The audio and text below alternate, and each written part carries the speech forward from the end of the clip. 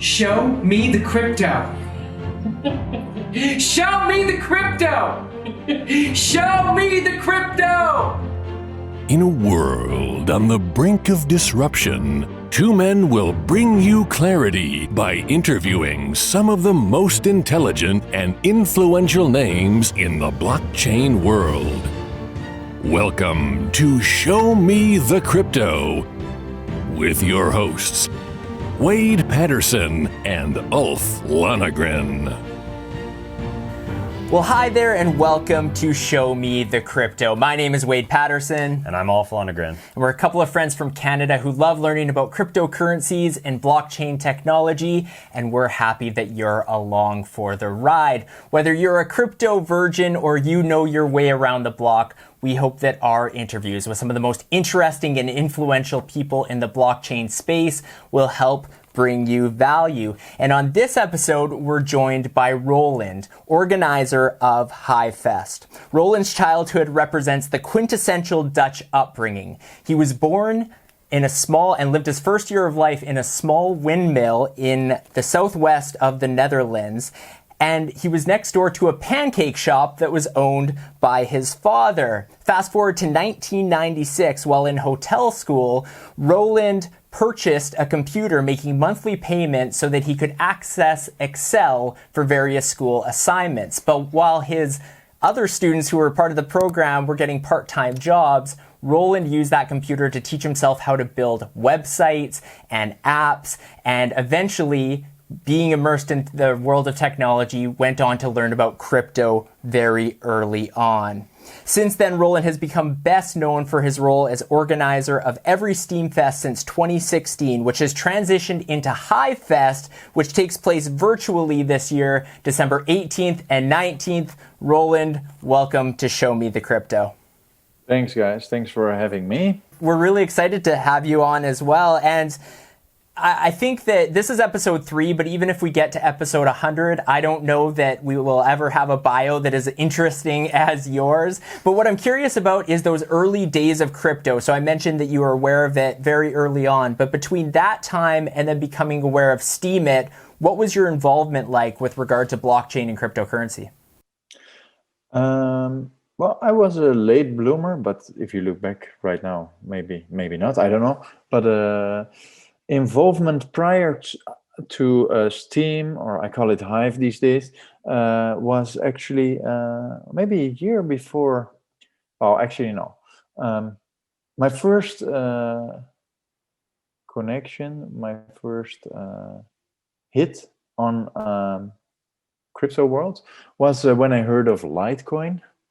I don't know how I got word of it, but I put it on my old computer, a wallet, and I think I started mining some of the Litecoins, but it was really a long time ago. It was in I don't know, maybe in the year that it was launched or something. So actually, not that long ago, I started looking for this computer because I thought, hey, if it was so early on, and if I really ran the software correctly, because I remember I launched it and I ran it for a bit, but I didn't delve deeper into it, so I didn't do much with it. So I don't know, but I couldn't find any leftovers, unfortunately, of wallets, or looking into some dot files to find wallet files, but I didn't find it. Unfortunately, I didn't find the big fortune. Could have been that forgotten treasure chest there. Eh? Yeah. No, and then I came back in 2016, actually, just prior to the Steam Hive launch, and I started mining Ether in our laundry room, or in the how do you say, utility room. So where you have the utilities, and a very tiny room, like 1 square meter, or 30 feet, 3 feet, 3 feet wide, with 5 GPUs and a rig. It took me a week to find out why the 5th GPU. The GPUs are expensive, right? So I bought a motherboard. It's just a bare bones motherboard, and it was specially designed for having a lot of GPUs. Basically, it was a BTC motherboard or something. And I couldn't find out why this fifth GPU. I spent a lot of money on the GPU. Couldn't find out why this wasn't running, and I wanted to have all the GPUs running so I could mine the Ethereum. And then in the end, it was just a broken port or something on the motherboard. But that's the annoying thing when if you're a developer, and then in the end, you're trying to debug all kinds of stuff, looking into this, learning new stuff while you're searching for it. And then in the end, it's just a URL. You made a typo. It's basically the same thing. But yeah, so then I mined for, I don't know, half a year, 100 Ether. And then I sold it at 13 euros. I broke even my investment. And I earned the GPUs. And I sold the GPUs a bit later also. And then I started to pay off the new electricity bills because our monthly limit had been raised because of the new increased electricity usage. Wow. Yeah, if only I would have saved, but hey, that's kept in hindsight. If only I would have saved the 100 Ether for the all-time highs. Then, Right. Of but course. yeah, we all have that story, right? Yeah. 100%. Many of us have. And in the summer, I discovered Steam Hive 1 week after the payouts on Steam/Hive started. A friend of mine on Facebook shared, hey, this cool new thing. And yeah, from his post, I'm still eternally grateful. This guy, he's not active anymore on Steam Hive, but we still see each other. So yeah, I owe a lot to his share on Facebook. That other network we should not name. Well, one of the things I love, Roland, is that while a lot of the early users of Steemit or Hive were solely using it to create content and then getting upvotes from that content, you were actually building applications on the blockchain and then essentially using, I mean, you did content as well, but you were almost posting announcements of what those were. Can you talk a little bit about some of the applications you made and when you had that aha moment of, hey, I can use this platform to announce what I'm doing? Yeah. So at first, so I'm more like a developer, right? I'm not per se a writer, although I do sometimes write, but yeah, I'm not really a blogger, more a doer. So actually at first I registered my Hive account, and then I started making posting copyrighted content, or infringements actually. So not really taking it serious. And then really fast there were already these watchdogs or who said, hey, don't do this, man, this is not cool, make something serious. And then already through those interactions I thought, yeah, why should I game this system? This is not a place to game the system. And then I thought, well, okay, writing is one thing, but I'm not really good at that. And yeah, I'm just a nerd, and I try to figure ways out to make stuff. So then I found that this back then Steam blockchain had quite accessible and easy to use developer tools, or the APIs were really easy to implement. And when everybody was still blogging, it was early days. So I thought, why not? Well, it's a blockchain, right? All the information is transparent and is out there. Why not make something on top of that data? And then I thought, what would be cool is, because we have such a fast blockchain with 3 seconds block time, so every 3 seconds new transactions get posted to the blockchain. Why not make something which makes this visible? So that's what I started on, like a basic waterfall, a stream of showing in real time what was happening on the Steam blockchain, accounts created. So this 3 seconds, 3 new accounts were created. Or actually you would see the new account name. Hey, let's celebrate. Wade registered his account. And then you would see, okay, 10 Steam dollars were sent to X, and then upvote here. And it would just really get the feeling of the speed of the blockchain. And I was really happy with the result. and then I thought, okay, because this is such a fork, or not a fork, but just something different than writing a nice blog post, or writing about your passion. This is like an add-on for the well, not for the ecosystem, but it's just an add-on. It's something extra. I thought, okay, this is really gonna work. I think if I post this, I write about this, everybody's gonna like it, and that was true. So I was so happy, and I was seeing myself on the front page. And back then, I mean, because the Hive or the Steam price was so pumped up, the votes were worth so much, the dollars. Were crazy times. I mean, I think the post got $7,000 or something. Wow. Can't imagine. And I was saying this to my mom. She said, "What? And can you use that money?" I said, "Well, I can opt to exchange it through an exchange, and then I can buy you a coffee." Yes.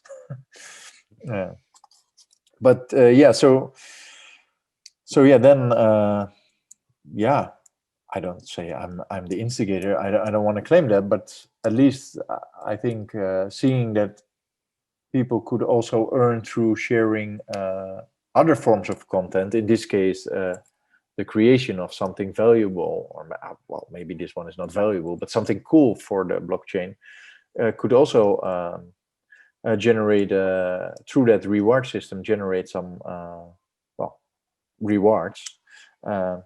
Yeah, was pretty cool. And well, for me, that just kept me going, because then I thought, okay, I'm gonna make another one and another one, and then I got a little bit hooked on doing that. And then yeah, not long thereafter, because you get connected to all these people and you start chatting with everybody, and then it really, well, it's I was really becoming a big fan of the Hive ecosystem and community. Or I call it Hive because I'm sorry, because previously we used to be called Steam, right? But yeah, I just call it Hive these days. For me, with hard fork 24, Steam got rebranded into Hive, and the old Hive, or the old Steam fork, is just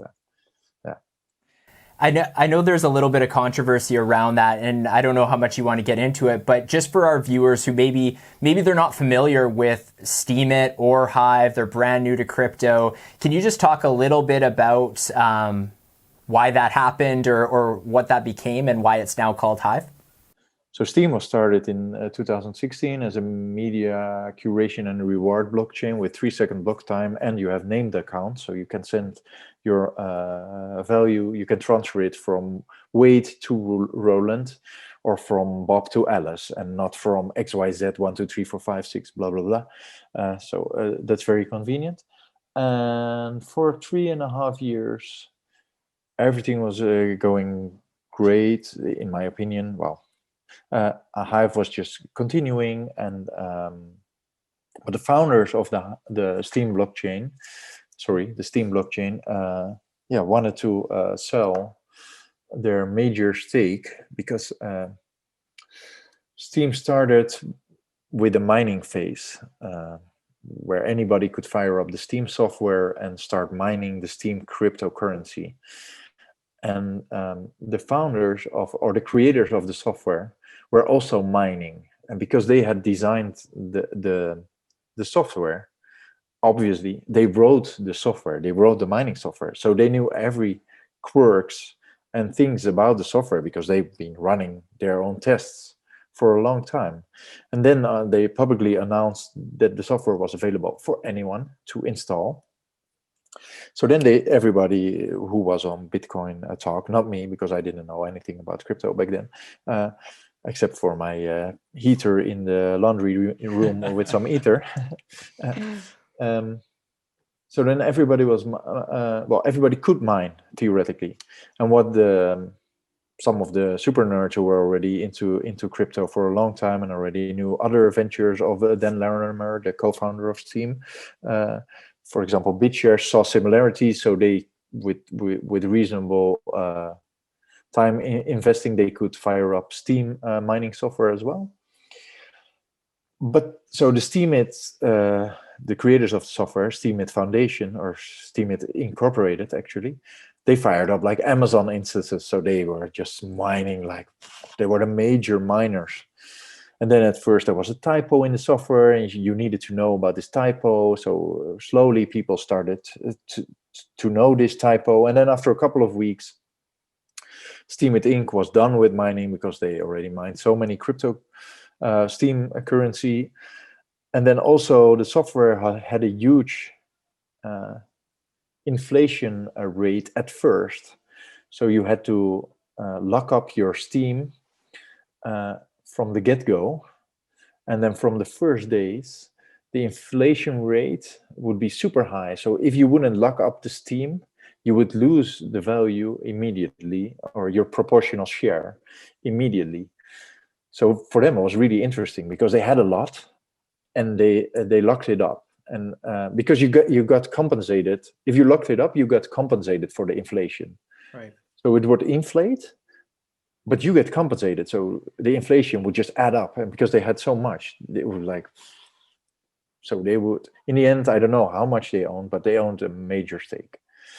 And this was always said to be, this stake was always said to be used for development of the blockchain. So this was always the case. And it was announced this way also in the white paper, that it will be used for the good of the blockchain. So it will be used for the account creation, because account creation costs a little bit of money. It will also be used to power up those accounts, because if you want to undertake actions on the Steem blockchain, transactions are free, but you need to have a little bit of power or locked up Steem to transact. For example, to write a post or to upvote a post or to send some Steem back and forth. So they would power up your account for like 2 months. So for all these things, and then also they would, sponsor, for example, Steamfest, the ancestor of HiveFest, or they would fund their own costs, right? There were many developers working on Steemit Inc. That was all great. But then slowly, I don't know the reasons why, but there was a fight between the two co-founders, or not a fight, but a virtual fight. How do you say? Anyhow, they split up, and then a couple of years later, other co-founder also wanted to get out. That's totally fine if you want to get out, right? But yeah, things start to get interesting when you have this huge pot of gold, like a majority stake, which was always designated to be used for the good of the blockchain, the decentralized blockchain. And then, but you, as an incorporation, well, I think it's on the balance sheet or something. So what you gonna do with that? And you want to get out. What you gonna do? Quite interesting. I don't even know from a business or legal perspective how you would make a solution for that. Anyhow, the solution was as follows: to sell the corporation to, in this case, the buyer was Tron Foundation. And yeah, when this sale happened, it seemed like the original promise of the Steem locked up for the good of the blockchain, which was owned by the Steemit Incorporation, was under the new owner not going to be used for this purpose, for the good of the blockchain, but instead be used as personal ownership. So not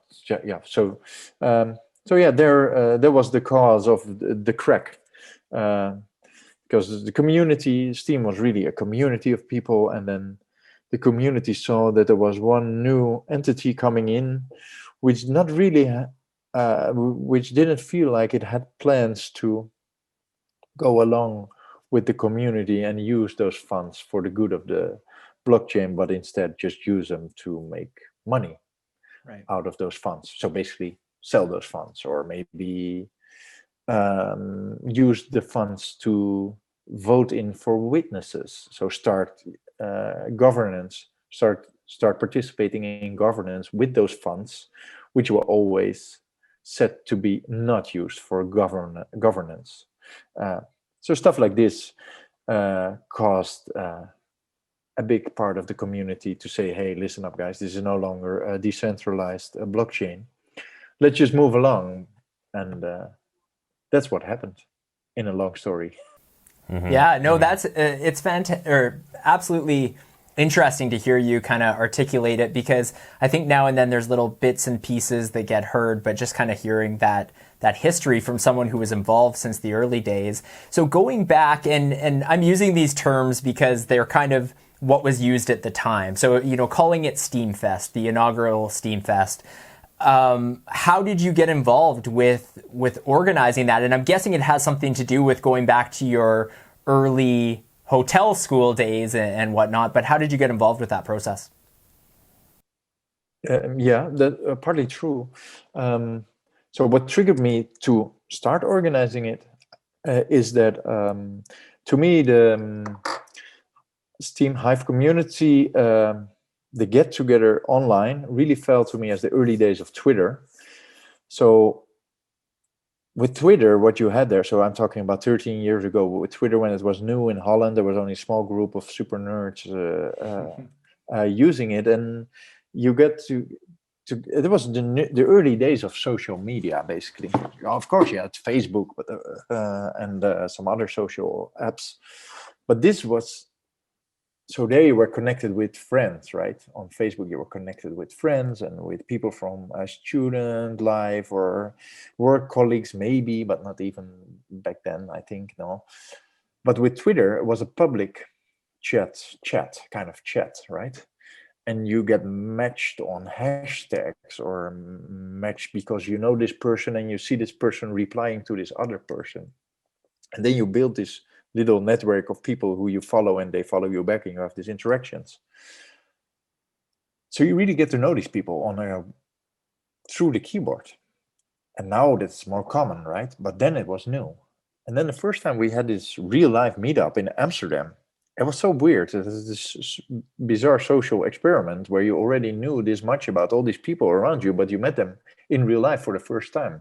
But you didn't have to go to all the, not awkward, but the chit chat and the icebreakers, because you could really instantly go into one of these shared topics you already discussed or stuff like this. So it was a great way to actually, it was really vibrant atmosphere. And this feeling, I had the same feeling with Steam, with the ecosystem, how it was working, how you were reacting, responding. You had this shared, you shared this blockchain, and this place where you had these conversations.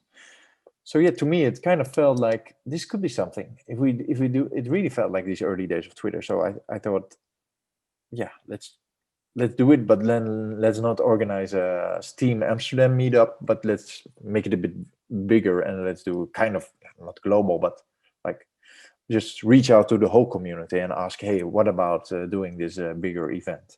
So that's what I suggested to Steam it Incorporated, and I said, hey guys, I think this could be really cool to organize something for the whole community. And they said, yes, that will be really cool. However, we don't have time for it because we are developing the blockchain. But if you want to organize it, we will definitely support it.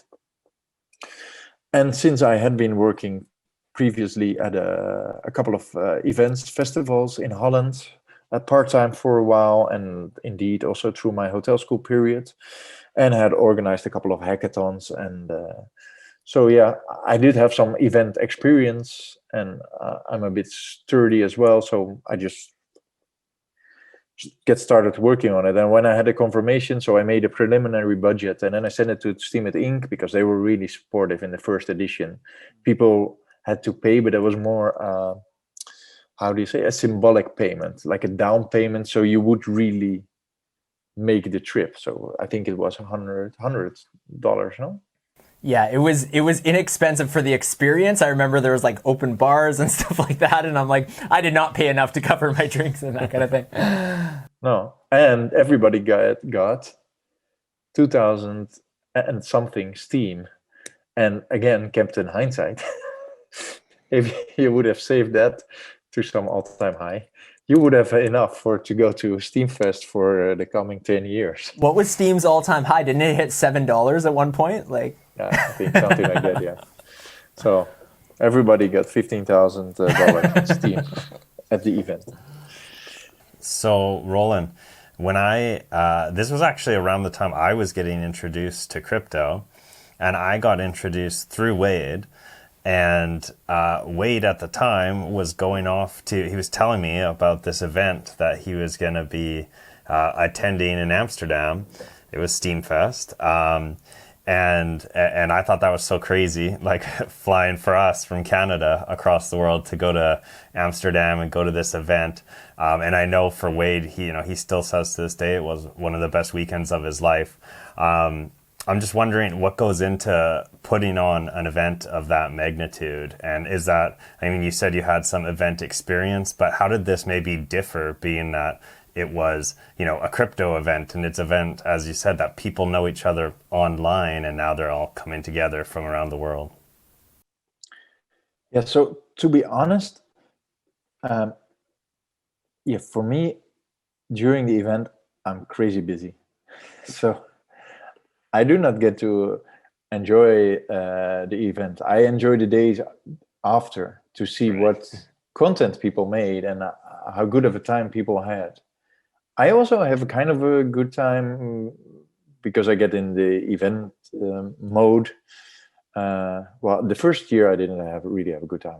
I lost 10 kilos, or what, I don't know how much pounds it is. Or are you in kilos in Canada? Pounds, but we understand kilos too, yeah. So I was crazy tired. And the Volkshotel, I also, although I lived in Amsterdam, I also stayed in the Volkshotel. In the hotel, we were almost rented out. With the whole event, we had like 100 of the 110 rooms or something. That's crazy. And but the Volkshotel also has a club inside.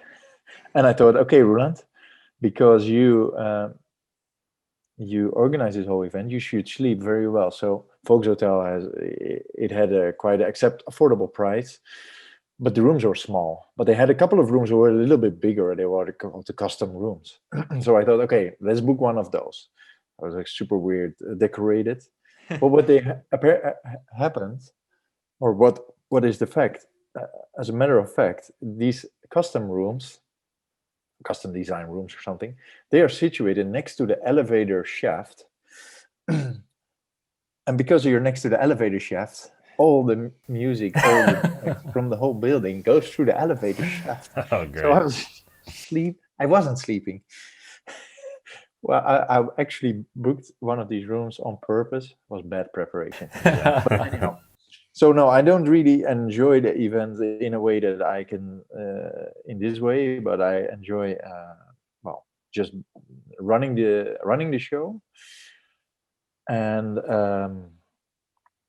but the cool thing about it, previously I worked at an arts festival, and the arts festivals always have a challenge with funding.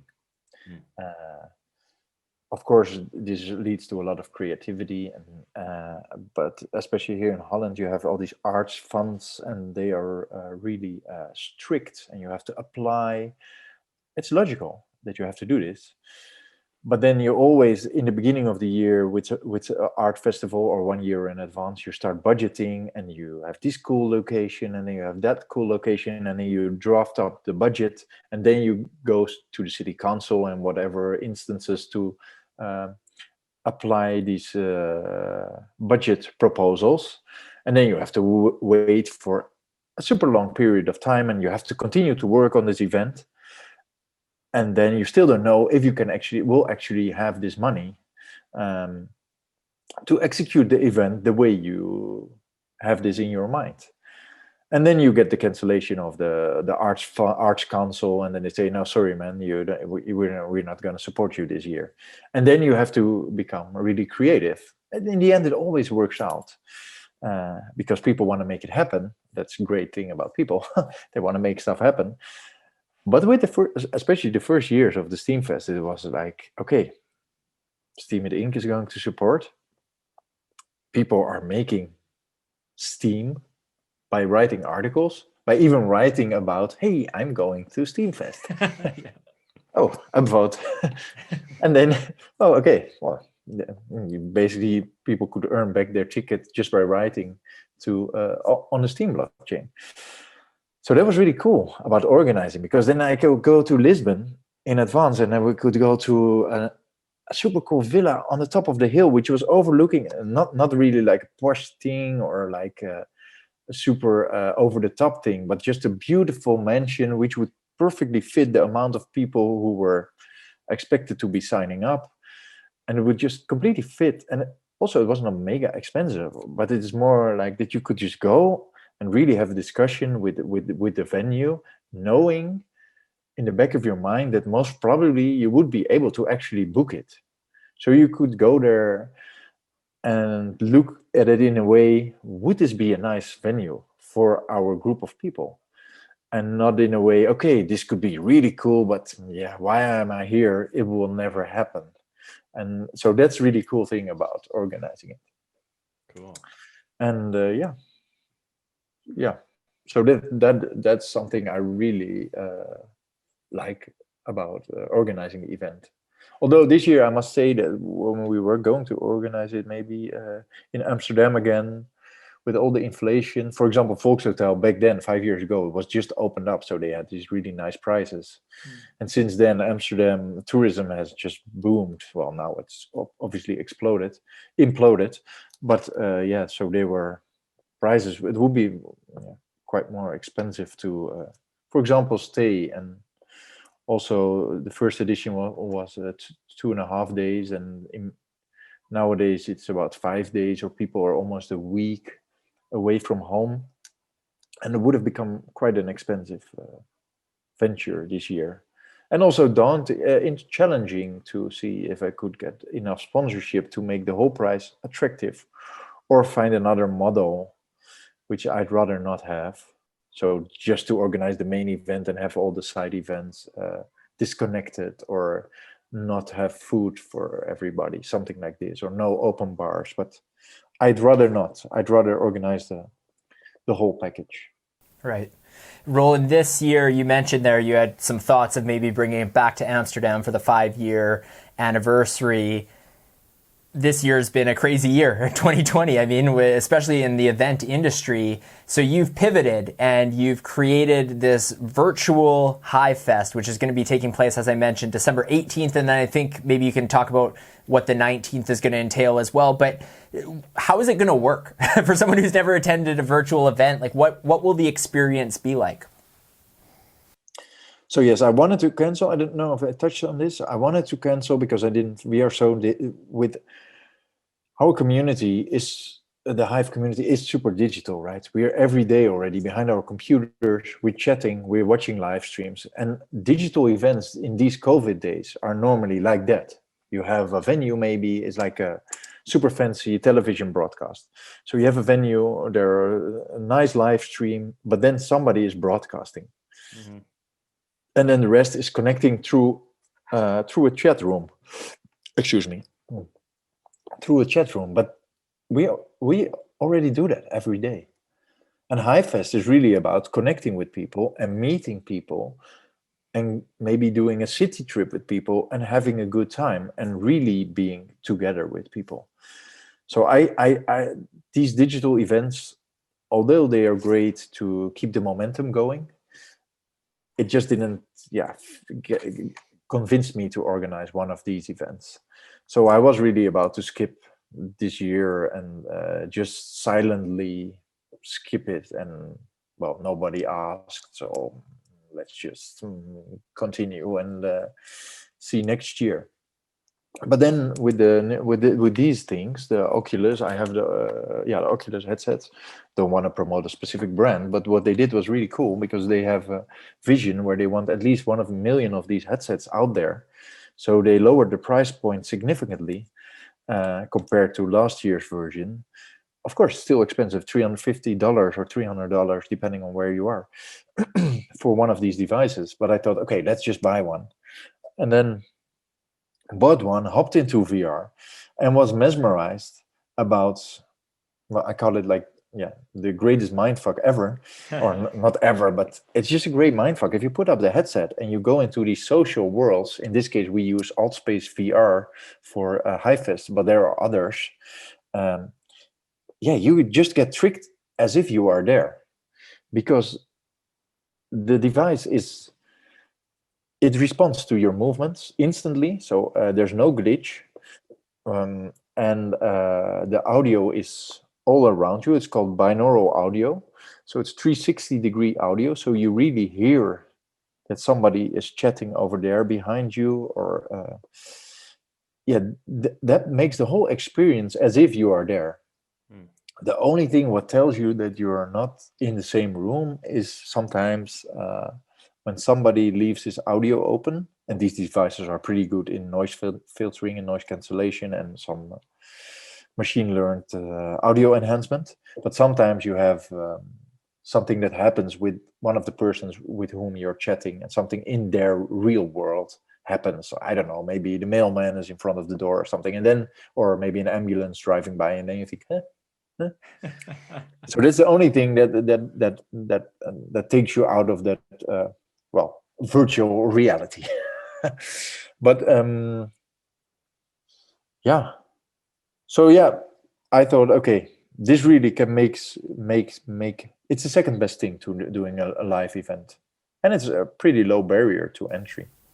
And so, for people who haven't used any sort of VR headset before, or jumped into Altspace VR, is it like, and I haven't, so this is, I'm asking this genuinely, do you create an avatar and then you are that avatar, so you see other avatars, other virtual people, and then you walk around, you talk to them, that sort of thing? Yeah.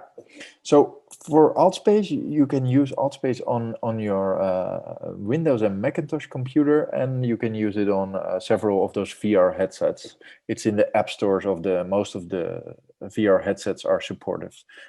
And then you hop in either through the 2D experience on your desktop or through the headset, and then you create an avatar. You start with a little onboarding, so you get to know your controls. You get spawned into your own virtual house, your apartment, and then they will show you around. You can throw some hoops and light some fireworks, and interact with some objects, and then they ask you to dress up. You can pick a blue skin color, or I don't know, or you can make a representation of yourself. Then you're good to go, and then you find the HiveFest event on the events list, or through the announcements on HiveFest website, and then you can join in. And for those maybe watching this episode, because we're going to be launching this about a week before HiveFest, who maybe they don't have a Hive account, can they still be involved? Do they need to be Hive members? How do they sign up? All that information. No, you can sign up through HiveFest for the event itself. If you have a Hive account, then you will get your conference badge connected to your Hive account inside Altspace VR. But the event will be, that's also interesting, because the event will be open this year. Because it's free to attend, right? So the event will be open for anyone. And that's a funny thing with Altspace, because through its social discovery feature, so you have like a menu. When you launch the software, you get a menu which you need to, which is your navigation panel, and where you can also customize your avatar. And then you can click it, close it to move around in your own space. But in this menu, you have this discovery tab, which is open by default, and it will show you some featured events, but it will also show you the events which has most people inside. And what we're seeing currently with every test event is that, because we invite obviously some people who already have the headsets or want to check out the 2D experience, they join in on the scheduled one of these test events we've organized before. And then, but naturally, you would see other people popping in, because they see that, hey, there are 20 people in the room, or there are 40 people. Oh, let's go there because there are people. Because I looked up the Altspace database. Anybody can create worlds, and every event is a new world in itself. You have your own personal worlds. So I looked up the count. It was something like 360,000 worlds already exist in Altspace. So Wow. I mean, many of them are obviously users, so they're user worlds. But yeah, there are too many worlds to visit. But you can just explore, and many people made super cool 3D experiences. And we'll only be using 3 or so for the event. So we'll be having a lobby room where people can chit chat and do some fun with interactables. But that's a bit disturbing for people on the stage, so we separated those. So in the lobby room, there will be a live stream. It's super weird because there will be a live stream from the other virtual world. So there will be a virtual live stream inside virtual reality. Wow. But it's just a convenient way that you can still have an eye on what's happening in the actual presentation room, so you can hop on when somebody you know is on stage or you definitely don't want to miss. And then you can obviously interact with the presenter when you're in the presentation area. But if you want to be less serious or just want to have chit chat, you can just say, hey man, let's go to the lobby room again, just how you would do in a normal event, right? Yeah, you go in and out of and then there will be a separate room with the photo booth, and then there will be the event for like I call it the serious day, so the plenary day with the presentations, the main day. And then on the Saturday, the day after, which also, like normally on HiveFest, the idea behind it is because people make the leap to go to Bangkok, or you, in your case, you come to Amsterdam. Yeah, okay, it's fun to go to Amsterdam to meet those people, but you don't want to go just to Amsterdam, go to your hotel, and then go to some gray conference venue. And then obviously it's nice to meet all those people, but how cool is it to also explore Amsterdam, right? Mm-hmm. So that's what I always envisioned with the event, is to also show something where you are, and you're not just going from a hotel to the airport and back to, or the other way around, and back to your house without seeing the city, the host city. So in this same philosophy, on the second day of HiveFest, we will explore Altspace VR together. So there will be more like the Explorer event. So it will start off with some presentations from the NFT showroom, so the artworks, and there will be an art gallery. And then we curated like a portal room where you can hop in and out with some folks together to visit all these spaces created by, crazy 3D artists. Some are games, so there's like a labyrinth where you have like this huge Aztec-like labyrinth. It will really, you can either exit it by just finding the exit button, or you can really take the effort and time to find the way to the temple, to the top of the temple. Or there's hide and seek. You can play a cards game. Just more laid back fun. But because you will know many of those people from the Hive blockchain, so it will be more laid back social gathering event on the second day. Do you have any tips, like for somebody who's going to be taking this on, they haven't experienced this kind of VR event before? Do you have any best practices, or whether it's a matter of them making sure they chalk out the full day, or have enough space so they're not knocking stuff over? Well, I don't know, from that perspective. Yeah, definitely. Yesterday I met a guy who made a boxing ring in Altspace. I think he's still making it, but I think it will be finished by then, so we must probably include it. So I was doing boxing. Nice. I almost hit this wall here. Shit, really dangerous. So in the software of the headsets, you will get a virtual net around you, a safety zone. So if you get too close to the edges of the safety zone, it will give you a warning. But obviously, if you're going around with boxing, then you could cross it. But no, general tips. if you are planning to attend HiveFest next week, I would recommend to not wait until the day of the event to get the software, because it's cool to show that you're not a novice and that you prepared well. First off, if you enter 10 minutes prior to the event, you will first need to go through the obligatory onboarding tutorial, which will take time, and you get frustrated because you just want to go to the event. Secondly, if you then finally finished the tutorial, it's not difficult because it will take you 3 clicks, but still, if you finish the tutorial, then you look like a default character, and the default character, they all look the same. You just look so default. You have a blue shirt.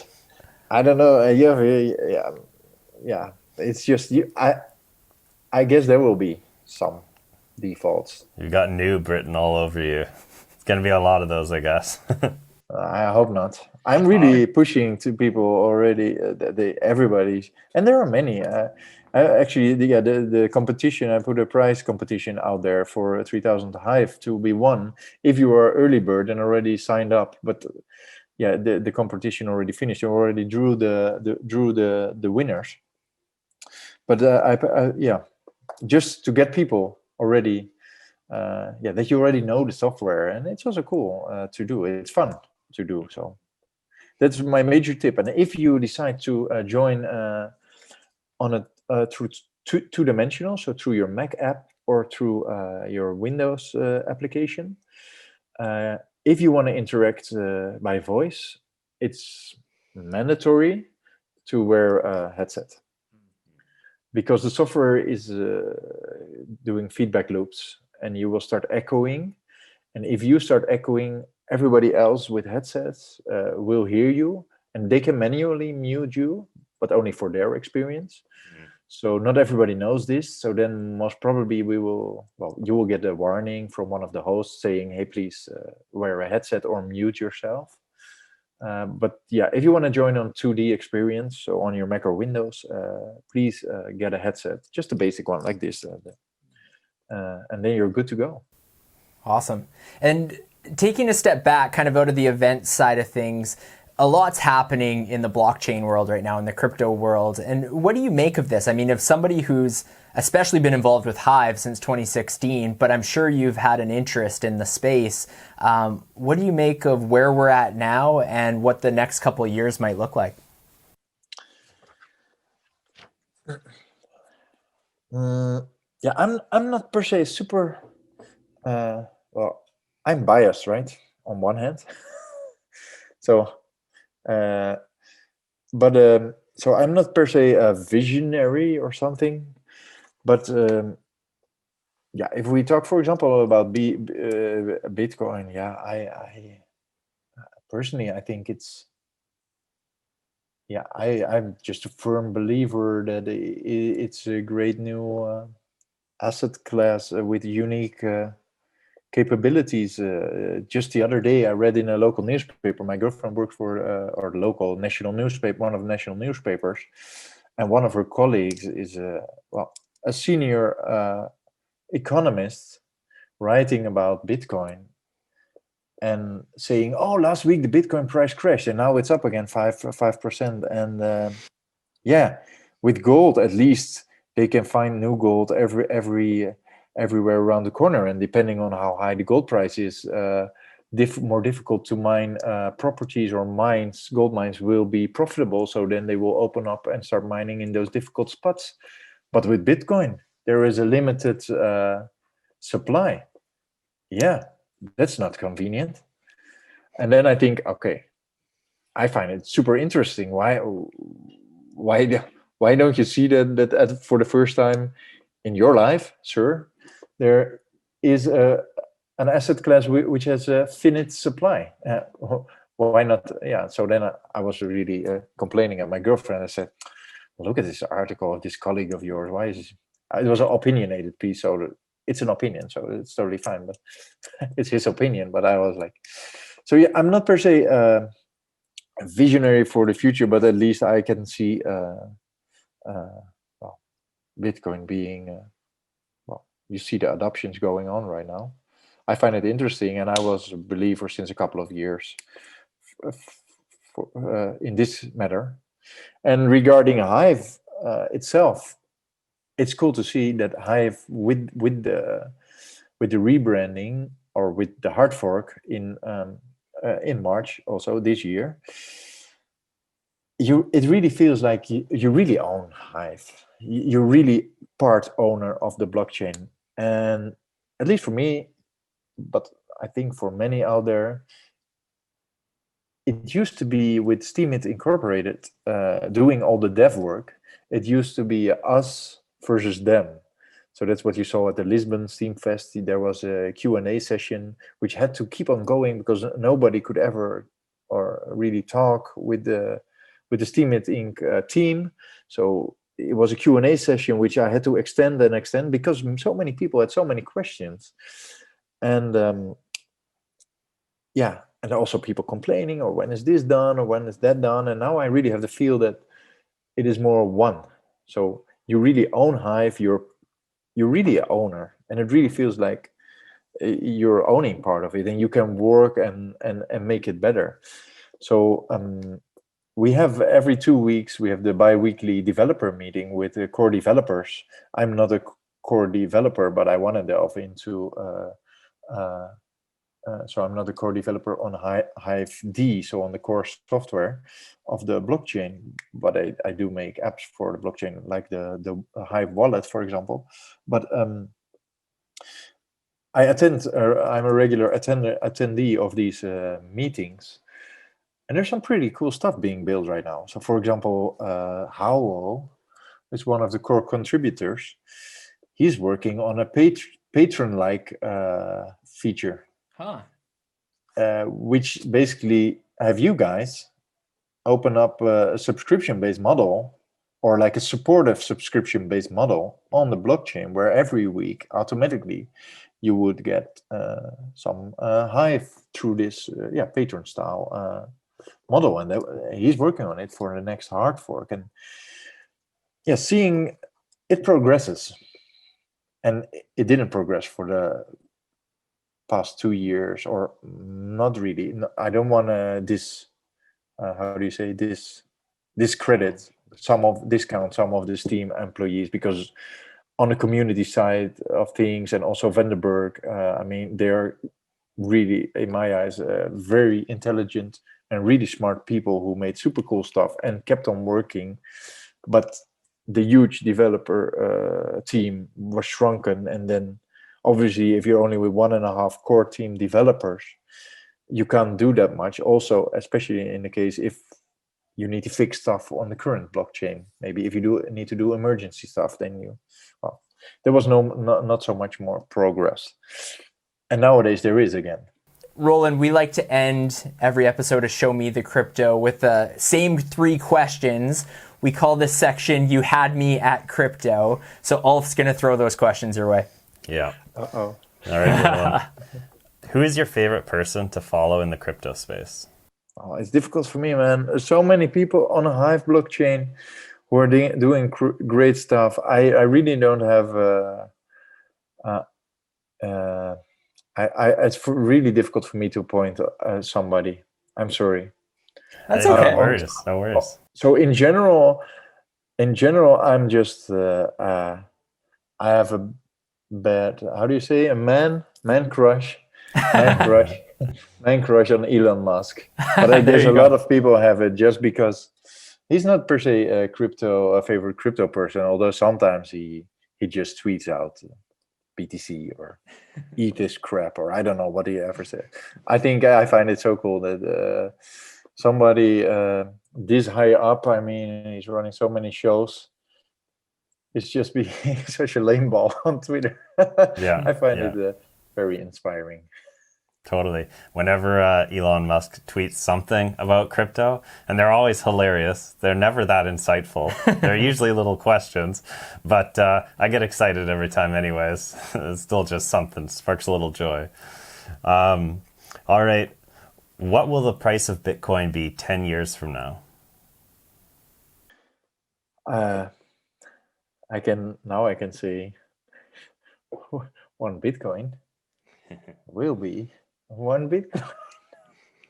Will be 1 Bitcoin. And in other currencies, I have no idea. But what was it? 10 years ago, it was 1 cent, or maybe $1, and now it's $16,000, 17,000 maybe. Nearing I don't know. 20 in USD, anyways. Okay, and so I don't know, maybe 1 million, maybe, is it? I don't know. I have really no idea. We're not going to all- come find you in 10 years and be like, Roland, you were wrong. It's just a guess. It's all No, speculation. it could be 1 million if you would extrapolate this data, but maybe it's zero. Maybe there's no more people on planet Earth. Who knows? It's turned dark. There's paint a grim picture. Let's go for the 1 million. That takes my vote over over zero. All right, question 3. What is the most underrated coin or project in crypto? Oh, Hive. I knew you were going to say that. No, I think it's so. One thing that's lacking Hive a bit, and we have the means for that, is marketing, getting the word out. I really like to get the word out through usage. So on one hand, getting the word out, for example, by the usage of Splinterlands. Many people, Splinterlands is a great advertising billboard for Hive, right? It's a great game, and they use the Hive blockchain as a backend to store their transactions. Many of those crypto projects there are many, not many of those, but there are quite some crypto projects who just have great marketing, not so many use cases, and certainly not many uses beyond speculation.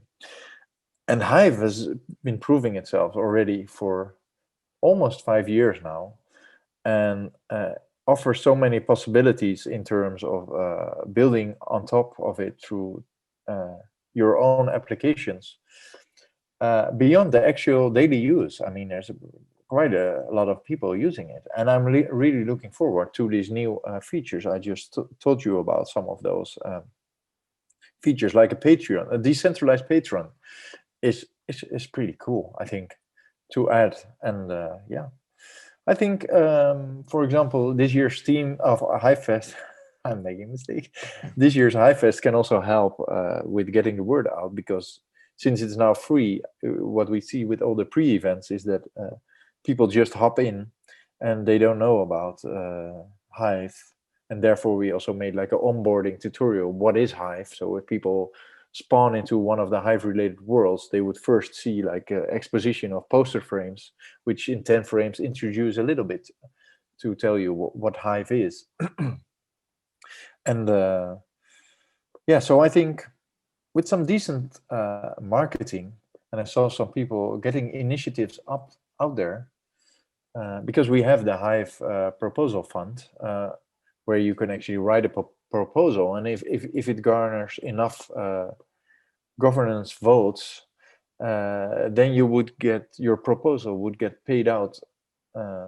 So yeah, if you have a great marketing idea and also are wanting to execute on it, then the Hive blockchain is really open to embrace this. At least I would vote for a great marketing proposal on getting the word of Hive and its functionalities out there. For example, I know a guy, I forgot his name, I'm really sorry, but I was chatting with him the other day, and he's really a fan of all these games, right? So he makes small games, and he participates in D-City, in Splinterlands, and he's now writing a proposal to go to game conferences when they open up again. And just to, on the one hand, promote all the Hive-based games, because it's a great niche of the Hive blockchain, but also to promote Hive and the programmer-based features, which other games could integrate. So that I think is a great example of, yeah. And we are decentralized, so it's not one entity which will just throw some marketing budget at it or have a marketing strategy per se. yeah, that's the funny thing of decentralism and organizing in general. But yeah, there's not a organization running the show, so yeah, I think it would be cool to have a bit more focus on marketing also. Well, Roland, we really appreciate you taking the time to chat with us today, talk a little bit about the virtual HiveFest and just your background and experience. Thanks so much for joining us on this episode. Thanks, Roland. Yeah, thanks for having me, guys. Thank you for listening to Show Me the Crypto. Please make sure to subscribe as well as rate and review this podcast.